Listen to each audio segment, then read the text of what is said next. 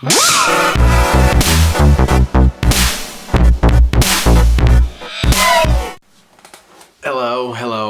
How you doing? Today, right now, we're going to talk about something incredibly serious. One of the most important things in my life and in your life, and it can change everything about you. Yes, I am talking about poop. Yes, number two. Number two, poop. Scheisse. Turds. What are some other names? What are some other names that we could call a poop? Particularly, what could we call a big poop? A poop.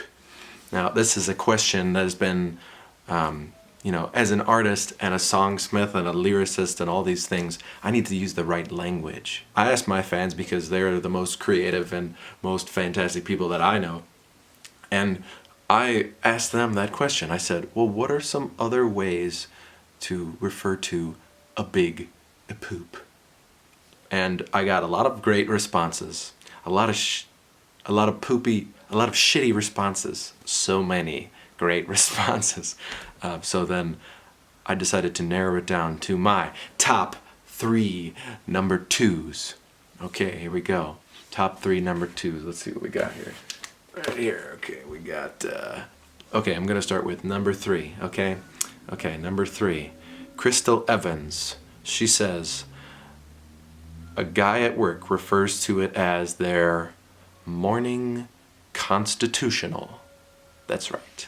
The morning constitutional. The reason this is number 3 is because this is kind of the regal and the way to the best way to formally say a big poop. I think a morning constitutional. And I've been having that more recently, which I think it's a healthy thing. I think if it's regular and it's on a pattern, then I think you're in a good spot. But let's see, what is a Hey Google, what is a morning constitutional? Here's a summary from English Stack Exchange. It literally means something that is good for your constitution, usually a walk, but it's also a common euphemism for the first visit to the washroom, particularly in areas where heading out to use the facilities is not a very distant memory. Think of it as a walk to improve one's constitution, if you will. Okay, so this is why this is number 3, is because this is a very important part of building your constitution of your life. So that's good. That's a very useful and practical way to say a big poop. Okay, number 2. Number 2 by Rich Lindlau. Rich Lindlau says, a significant emotional event. Oof. Okay, so now this one I like this one because there's been many times in my life, like I've struggled my whole life with gastrointestinal issues. Like, I struggle with the right foods and a lot of times I have issues with my intestines and with my, with poop and everything. Issues. Everyone's got issues, man. I'm feeling like I can't even say it, like this is a problem with poop.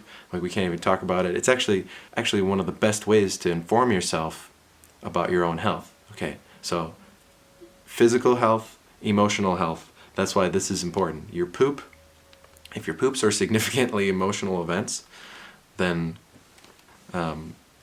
so the reason I like this is because of the emotional awareness. Rich, you are very emotionally aware, and you understand that poops have a lot to do with your emotions.